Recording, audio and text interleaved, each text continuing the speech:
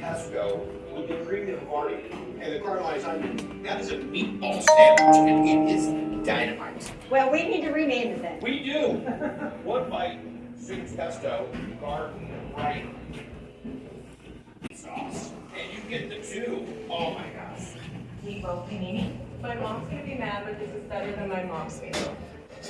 She uses a good crunchy crunch bread. The meat sauce really has a nice bite. The pesto just puts it over the top.